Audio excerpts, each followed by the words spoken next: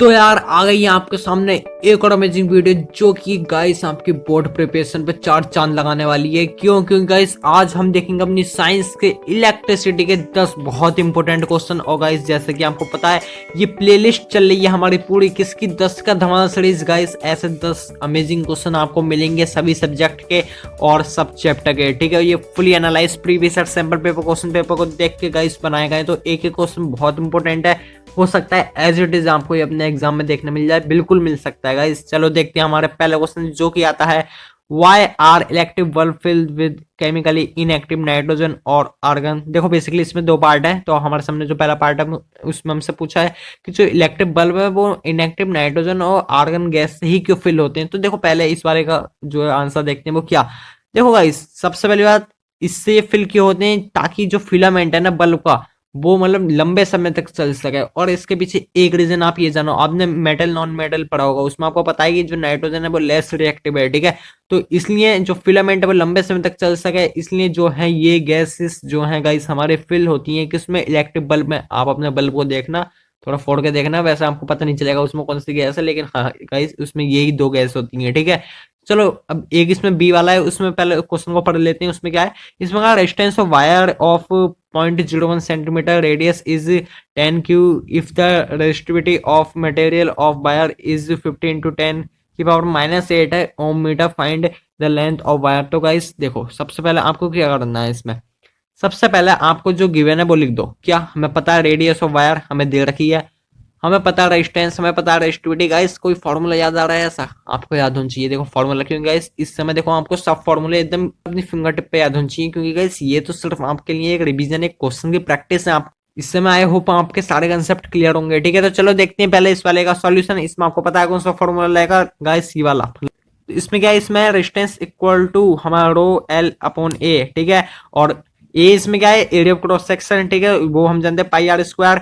और गाइस हम बेसिकली इसमें एल निकाल लेंगे, एल को हमने अलग कर लिया क्योंकि हमें लेंथ ऑफ वायर ही हमें इसमें निकालनी है, हमने एल को अलग कर लिया। ठीक है, फॉर्मूला क्या बना, R pi R square upon rho. ठीक है, अब गाइस कुछ नहीं, वैल्यू हमें दे रखी है, पुट कर देंगे एल की वैल्यू। कैलकुलेशन अब आपको खुद करनी है। देखो कैलकुलेशन तो कर लोगे, वो इतनी बड़ी बात नहीं है, लेकिन क्वेश्चन को कैसे अप्रोच करना है वो हमें पता होना चाहिए। ठीक है, तो चलो कैलकुलेशन का काम भी थोड़ा हल्का कर देता हूँ, आंसर बता देता हूँ। आंसर है इसमें देखो 22/35 मीटर आएगा, और इसमें आप 0.629 या आप सेंटीमीटर पे चेंज कर सकते हो। ठीक है, तो चलो हमारा फर्स्ट क्वेश्चन गाइस हो चुका है, ए बी हमने दोनों देखे। इसके आते हैं सेकंड क्वेश्चन पे, अमेजिंग बढ़िया क्वेश्चन है। इसमें क्या है, इसमें है a bulb is rated 40 watt and 220 volt, find the current drawn by it when it is connected to 220 volt supply, also find its resistance. ठीक है, तो देखो पहले हमें ए वाला पार्ट हम इसको सॉल्व करेंगे। तो क्या इसमें देखो हमें दिया है, क्या है इसमें हमें दिया है पावर ऑफ बल्ब। ठीक है, जो कि हमें दे रखा है 40 वॉट, और वोल्टेज हमें पता है 220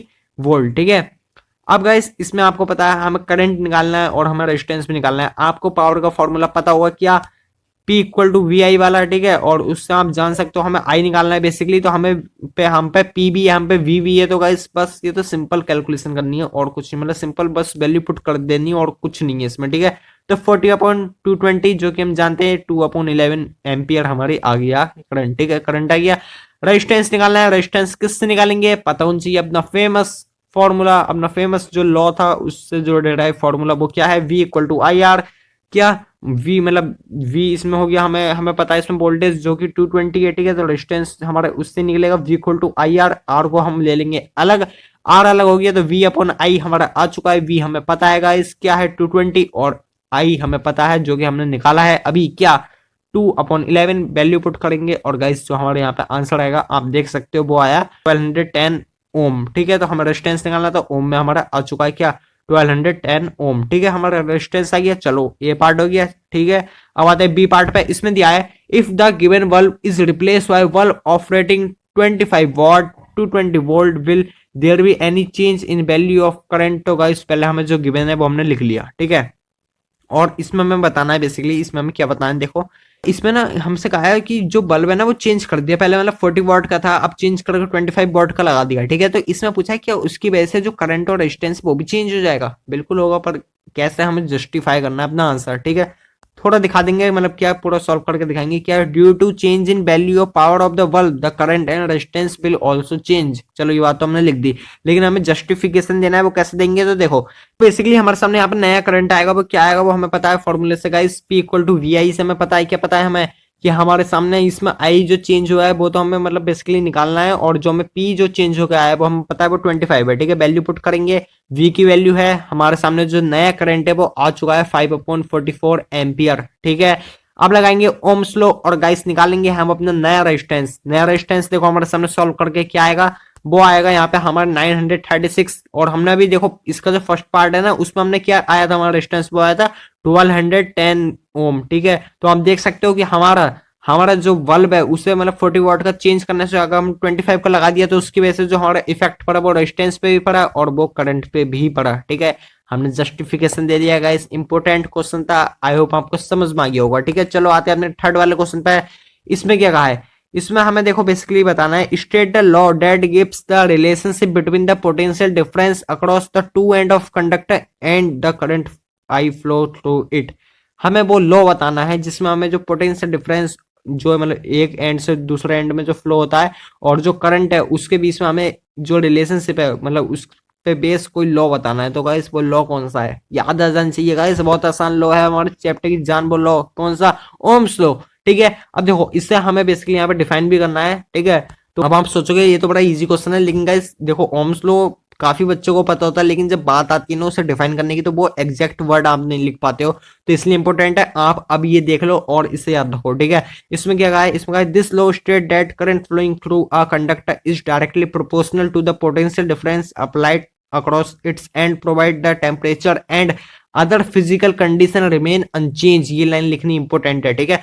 और फिर इसमें लिखा है current is directly proportional to voltage difference through a resistor, ठीक है। और देन आप इसमें क्या लिखोगे, ठीक है, V is directly proportional to I और V equal to I R, ठीक है। और देन इसमें R क्या है वो हमें पता है कि वो हमारा रेजिस्टेंस दिखाता है जो कि कांस्टेंट है, ठीक है। तो गाइस ये पूरा इसका आप आंसर लिखोगे ऐसा है, ठीक है। तो ये हमारा थर्ड वाला क्वेश्चन हो गया था, इजी क्वेश्चन है, ठीक है। अब आते हैं फोर्थ वाले पे। इसमें क्या कहा है, इसमें कहा है calculate the current through a lamp of 25 what operating eight 250 volt, ठीक है।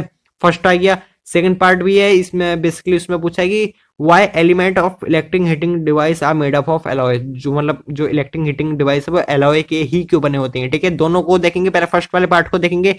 इसमें हमें करंट निकालना है गाइस, बहुत इजी है, बहुत इजी है, क्यों, क्योंकि हमें पता है P equal to V I, value हमने लिख दी जो हमारे सामने इसमें क्वेश्चन में गिवन है, आई हमें निकालना है, फॉर्मूला लगाएंगे गाइस, जस्ट फॉर्मूला लगाना है आपको, फॉर्मूले सब ऐसे याद होने चाहिए बिल्कुल, ठीक है। आ जाएगी आई की वैल्यू, बिल्कुल आ जाएगी, क्या आएगी देखो हमारे सामने 0.1 एम्पियर हमारी गाइस जो है वो करंट आ चुका है, ठीक है। तो फर्स्ट वाला पार्ट हो चुका है, सेकंड वाला पार्ट देखते हैं जल्दी से गाइस, बहुत आसान क्वेश्चन चलते हुए हमारे, आई होप हमको समझ में भी आ रहे होंगे। देखो सेकंड वाला क्वेश्चन हमसे कहा है why the element of electric heating device are made up of nichrome alloy, जो नाइक्रोम एलॉय के जो है वो इलेक्ट्रिक हीटिंग डिवाइस जो है वो क्यों बने होते हैं, तो उसके पीछे की वजह जान लो वो क्या। तो देखो फर्स्ट रीजन हमें दिया है, nichrome has very high resistivity due to it produce a lot of heat on passing current. तो देखो जो हमारे हीटिंग डिवाइस है वो हीट कब होंगे, जब उनमें रेजिस्टेंस जो ज्यादा होगा, रेजिस्टेंस कब ज्यादा होगा, जब कोई हम ऐसा एलिमेंट लगाएं जो हाई रेजिस्टिविटी का हो। तो गाइस बस नाइक्रोम हमारा वो एलॉय है जो इसमें हाई रेजिस्टिविटी है, ठीक है।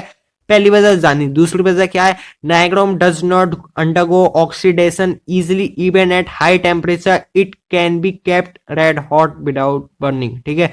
देखो बेसिकली ये कहा है जो नाइक्रोम है वो ऑक्सीडाइज नहीं होगा, मतलब जो है वो कॉन्स्टेंटली जो हाई टेम्परेचर पे भी जो है वो हीट हो सकता है, ठीक है। बस इसमें हमसे कहा है और वो बर्न नहीं होगा, मतलब वो जलेगा नहीं, ठीक है, ऐसे बेसिकली इसमें लिखा है। चलिए गाइस अब आते हैं हमने फिफ्थ वाले क्वेश्चन पे। इसमें क्या कहा है, अब देखो आप सोचोगे ये तो एमसीक्यू है, तो देखो भाई एक बात बता दूं, आपके एग्जाम में 20 एमसीक्यू आएंगे, बेसिकली 20 में से चलो माना 16 आपके एमसीक्यू, 4 असर्शन रीजन है, लेकिन आपको पता होना चाहिए कि आपको एमसीक्यू कैसे सॉल्व करने हो। देखो एमसीक्यू में आप बिल्कुल भी टाइम मत लगाना वहां पे, मतलब बेसिकली अगर आपको आता होगा तो टाइम वैसे भी नहीं लगेगा, लेकिन हाँ आपको बिल्कुल समझना है कि हमें कैसे सॉल्व करना है, ठीक है। तो जिससे आप एक एमसीक्यू की अप्रोच बिल्ड कर सकें, यहाँ पे ये 2 एमसीक्यू है, फिफ्थ वाला क्वेश्चन, सिक्स्थ वाला क्वेश्चन, दोनों एमसीक्यू है, ठीक है। चलो पहले हम इस वाले को देखते हैं, बहुत इजी है, देखो देख के पता चल जाएगा आपको इसमें आंसर क्या है, ठीक है। बेसिकली हमसे क्या कहा है, इसमें diagram show are network of 4 resistor, बिल्कुल दिख रहा है हमें, 4 रजिस्टर इसमें हमें दिख रहे हैं जो कि कनेक्टेड है एक इलेक्ट्रिक सोर्स से, ठीक है। Identify the register which are connect in the series in this network, मतलब इस नेटवर्क में मतलब इस सर्किट में बेसिकली कौन से जो हमारा रजिस्टर है वो सीरीज में है। गाइस ऑब्जर्वेशन का खेल है, आई होप आपने अपना आंसर निकाल भी लिया होगा। क्या देखो कौन सा सीरीज में है तो आपको पता है। तो देखो दिखा देता हूँ मैं आपको कौन कौन सीरीज में है। देखो ये और ये गाइस हमारा सीरीज में है। और गाइस जब हम इसका इक्विवेलेंट रजिस्टर लेंगे तो गाइस वो कुछ ऐसा होगा जो कि पैरेलल में होगा, ठीक है। तो वो बात चलो अलग है, लेकिन हमसे पूछा है इसमें कौन कौन से जो है वो हमारा सीरीज में है। हमने गाइस निकाल दिए कौन से, B C D. I hope आपको समझ में आ गया होगा। तो गाइस हमारा आंसर कौन सा सही हो जाएगा, बी ऑप्शन, जो कि है बी सी डी, ठीक है। इजी क्वेश्चन था। तो चलो गाइस अब आते हैं अपने सिक्स्थ वाले क्वेश्चन पर। लेकिन इसका आगे स्पेशल क्यों लिखा है, तो गाइस मैं आपको बता दूं इसका आगे स्पेशल इसलिए लिखा है क्योंकि इसके पीछे दो वजह। पहली वजह कि देखो ये जो क्वेश्चन है ना, जिस कैटेगरी का ये क्वेश्चन है, सीबीएसई को बहुत पसंद है इस टाइप के क्वेश्चन देना, क्योंकि ये क्वेश्चन जो है हायर थिंकिंग क्वेश्चन होते हैं। मतलब इसमें आपके अगर कंसेप्ट बिल्कुल क्लियर है ना, आप तभी कर पाओगे, ठीक है। तो इसलिए गाइस इंपॉर्टेंट है, आप इसे जानो, ठीक है। अगली स्पेशल इसके पीछे वजह ये है कि गाइस इसका सॉल्यूशन ना आपको गूगल पे भी नहीं मिलेगा। मैंने देखा इसका सॉल्यूशन कहीं नहीं है, एक वेबसाइट पे है भी तो उसमें जो एक 12th का फॉर्मूला लगा है जिससे हमको समझ में तो आएगा ही नहीं। मेरे 10th लेवल का वो सॉल्यूशन इसमें नहीं है। लेकिन ये क्वेश्चन इंपॉर्टेंट है आपको जानने के लिए, ठीक है। तो मैं आपको बहुत ही ईजी वे में इसका सॉल्यूशन दूंगा, इतना हार्ड क्वेश्चन नहीं है, लेकिन फिर भी पता नहीं मतलब क्यों नहीं है, लेकिन बहुत ईजी क्वेश्चन है, ठीक है। तो देखो बेसिकली इसमें हमसे कहा क्या है, तो इसमें हमसे कहा है कि जो सर्किट है ये जो हमें दे रखा है, ठीक है। पहले क्वेश्चन को रीड करते हैं बढ़िया करके, ठीक है। इसमें कहा है जो ये सर्किट है और ये मतलब सीरीज में जो है लगे हुए हैं हमारे कौन कौन से, ये 2000 के जो हमारे इसमें रजिस्टर लगे हुए हैं, ठीक है। इसमें एक वेरिएबल रजिस्टर लगा हुआ है जो इसकी वैल्यू जो है वो 0 से 4000 ओम तक चेंज होती है, ठीक है। और जो इसमें पोटेंशियल डिफरेंस है वो हमारा 12 वोल्ट है, ठीक है। और इसमें जो हमारा एक वोल्ट मीटर है जो कि लगा है 2000 ओम वाले पे, ठीक है। तो गाइस पूरा क्वेश्चन समझ लिया अच्छे से। अब देखो इसमें हमसे पूछा गया है, तो इसमें हमसे पूछा जो ये वोल्ट मीटर है ना, ये अपनी सबसे लो वैल्यू कब दिखाएगा, मतलब सबसे अपनी स्मॉलेस्ट पॉसिबल वैल्यू इसकी क्या होगी। तो देखो थोड़ा दिमाग लगाने वाला क्वेश्चन तो है, लेकिन क्या, देखो हम पहले इसमें सॉल्यूशन देखेंगे इसका बेसिकली। तो गाइस इसमें हमने मान लिया जो हमारे वेरिएबल रेजिस्टर है, मतलब ये हमने 4000 जो रेजिस्टेंस पे है, ठीक है। और इसकी वजह से हमारा टोटल रेजिस्टेंस होगा, देखो सीरीज में तो ये है तो टोटल रेजिस्टेंस क्या होगा 8000 ओम, ठीक है। आई होप इतनी बात आपको समझ में आ गई होगी, इसमें कुछ भी हार्ड नहीं है, ठीक है। अब हमने इसमें आगे क्या करेंगे, देखो हमारे सामने ये आ चुका है, हमें 12 वोल्ट यहाँ पे जो है वो दे रखा है, ठीक है। और हम गाइस इसमें जो ओम्स लो है मतलब V इक्वल टू आई, यार इससे आई की वैल्यू निकाल लेंगे। आई की वैल्यू क्यों निकाली, तो गाइस आपको पता है, देखो पहले आई की वैल्यू देखो क्या आएगी, वो आएगी 12/8000, ठीक है। आई की वैल्यू आ गई, ठीक है। आई की वैल्यू क्यों निकाली, आपको पता है जो हमारा मतलब सीरीज में लगे हुए हैं ना, तो जितने भी रेजिस्टेंस है उनके थ्रू जो है वो, जितने भी रेजिस्टर है उनके थ्रू जो है आई वो सेम ही फ्लो होगा, ठीक है। चलो ये बात हमने जान ली। तो गाइस इस पे ध्यान दो, जो हमारा क्वेश्चन है उसमें कहा है कि जो वोल्ट मीटर है, वोल्ट मीटर किस पे, इस पे 2000 वाले पे है, तो इस पे भी आई जो है वो ये होगा, ठीक है। तो अगर हम यहाँ पे इसकी V की वैल्यू निकालें तो गाइस उसमें हमें पता चलेगा जो हमारी V की वैल्यू आएगी वो, देखो बेसिकली सॉल्व करने के बाद वो क्या आएगी, वो आएगी 3V, जो कि गाइस मिनिमम वैल्यू होगी वोल्ट मीटर पे, ठीक है। ऐसा क्यों, क्योंकि देखो अगर हम ये 4000 को अगर हमने माना, इनने कहा ना हमसे 0 पे 4000 कुछ भी हो सकता है, लेकिन हमने 4000 से कम कुछ भी मान ली, ठीक है। तो हमारा जो अल्टीमेट जो यहाँ पर रेजिस्टेंस है टोटल वो कम हो जाएगा। रेजिस्टेंस कम हो गया तो हमारा आई ज्यादा हो जाएगा, आई ज्यादा हो जाएगा तो हमारा वी भी ज्यादा हो जाएगा, क्योंकि डायरेक्टली प्रोपोर्शनल होता है, ठीक है। तो वो मिनिमम वैल्यू नहीं होगी, मिनिमम कब होगी, जब जब हमारा रेजिस्टेंस सबसे ज्यादा होगा, मतलब ये हमारा 8000 सबको ऐड करके आया ना, और ये सबसे ज्यादा कब होगा, जब ये अपने फुल पे होगा, मतलब ये 4000 होगा, ठीक है। चलो आई होप आपको समझ में आ गया होगा, कुछ भी हार्ड नहीं है, स्पेशल क्वेश्चन है, याद रखना आ सकता है इस टाइप के क्वेश्चन, ऐसा नहीं तो इस कैटेगरी का कोई क्वेश्चन आ सकता है, याद रखना, ठीक है। देखो हमारा आंसर आ चुका है जो कि आया हमारा 3V, मतलब जो हमारा 3 वोल्ट हमारा आंसर आ चुका है, ठीक है। चलो सिक्स वाला क्वेश्चन हो गया, आते हैं 7th वाले क्वेश्चन पे। इसमें हमसे क्या कहा है, इसमें कहा है two student perform experiment on two given registers R1 R2, plot the following VI graph if R1 is greater than R2, which of the two diagram correctly represent the situation on the plotted curve, justify your answer।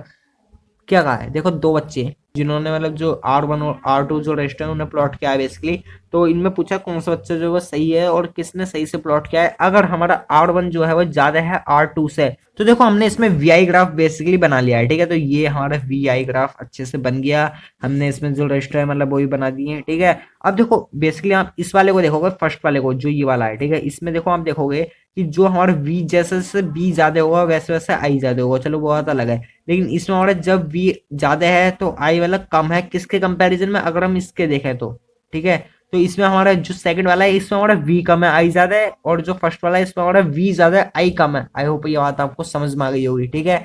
देखो, तो हम ऐसे इनके graph में देख सकते हैं क्या कि इस बारे में देखो, इसने R1 का है ना, तो R1 क्या मतलब जो b ज्यादा है और जो i है वो कम है।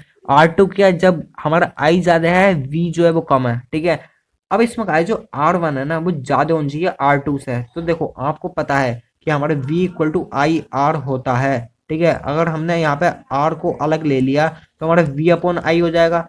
तो हमारी जो r की वैल्यू वो ज्यादा कब आएगी, वो कब आएगी जब हमारा v ज्यादा होगा। अगर हमारा i ज्यादा होगी तो हमारी जो r की वैल्यू वो कम होगी। गाइस आई होप आप ये समझ रहे होगे। थोड़ी ध्यान देना है कैसे हो सकता है, थोड़ा एग्जाम्पल ले लो। जैसे सपोज कि हमारे ये हमारा 2/4 है, ठीक है, और अगर हमने 4/2 ले लिया तो इसमें कौन सा ज्यादा है, हमारा ये वाला, ठीक है। तो जब हमारी v की वैल्यू ज्यादा होगी तभी जो हमारा रेजिस्टेंस सबसे ज्यादा होगा, ठीक है। तो जब v की वैल्यू ज्यादा होगी, देखो ग्राफ में देखो इस वाले में, जब v की वैल्यू ज्यादा होगी और i भले ही कम हो, कितने कम हो उतना फायदा, मतलब उतना r की वैल्यू ज्यादा होगी, ठीक है। तो गाइस वो हमारी ये वाली सिचुएशन है, ठीक है। लेकिन अगर आप इसमें देखो, हमारा R2 इसमें कहा है कि v ज्यादा है, इसमें i कम है, तो हमारा इसमें जो रेजिस्टेंस R2 है वो ज्यादा होगा R1 से।